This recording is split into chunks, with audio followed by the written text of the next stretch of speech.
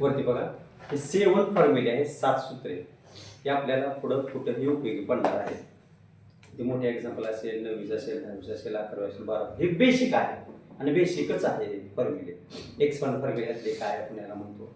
इथं काय लक्ष ठेवायचं आहे, ए बी सगळे ए बी ए बीच आहे. Bracket square bracket cube plus minus plus ही स्क्वेअरची आणि ही क्यूबची, हे 4. ओके. आणि प्रत्येक टर्मचा स्क्वेअर, फक्त प्रत्येक टर्मचा स्क्वेअर असल्यावर मायनस चिन्ह सूत्र आहे आणि प्रत्येक टर्मचा क्यूब असतो. आता बघा ब्रॅकेट स्क्वेअर असेल तर A square plus 2ab plus B square. पाठाचं करायचं काय, A plus B bracket square is equal to A square plus 2ab plus B square. मी जे म्हणतो ते लक्ष द्या, खाली घेतो पुन्हा.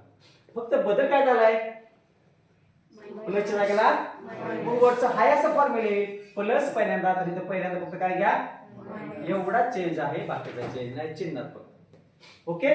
आता ए प्लस बी ब्रॅकेट क्यूब ए मायनस बी ब्रॅकेट क्यूब.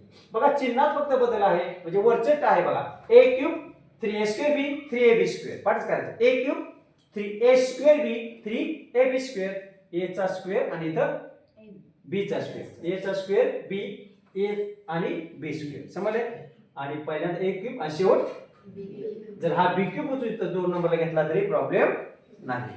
मग हे सूत्र सेमच आहे, फक्त क्यूब मध्ये जर मायनस आलं तर सुरुवातीला मायनस आणि शेवट मायनस. समजलंय का. आता स्क्वेअर मध्ये सोपं आहे, ए स्क्वेअर मायनस बी स्क्वेअर. प्रत्येक टर्मचा स्क्वेअर मध्ये चिन्ह मायनस, त्यावेळेस दोन्हीची ऍडिंग पहिल्या कंसात, दोन्हीची सबट्रॅक्शन दुसऱ्या कंसात. समजलं. आता प्रत्येक टर्मचा क्यूब यात एकच फॉर्म्युला आहे, फक्त मायनसचा स्क्वेअर मध्ये क्यूब मध्ये प्लस आणि मायनस. तिथं जसे 2 ब्रॅकेट आहेत तसे इथं पण 2च ब्रॅकेट, पण इथं 2 ब्रॅकेट सारखे म्हणजे कसं प्लस मायनसचे आहे, पण 2 कंस 2 टर्मचे. पण इथे एक लहान कंस आणि एक मोठा कंस. ॲज इट इज एक लहान कंस आणि एक फरक काय आहे, ए प्लस बी असेल तर पहिल्या कंसात ए प्लस बी, ए क्यूब मायनस बी क्यूब असेल तर पहिल्या कंसात ए मायनस बी, मायनसला मायनस प्लसला प्लस लहान कंसात. पुढे आहे ए स्क्वेअर ए बी, 2 नाही म्हणायची तर A square A B B square, A square A B B square.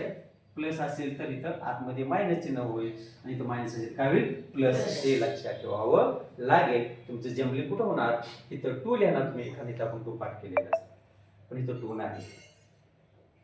समजलंय का. काय अडचण, की आपण फॉर्म्युले पाठ करा, पुढे अडचण येणार नाही.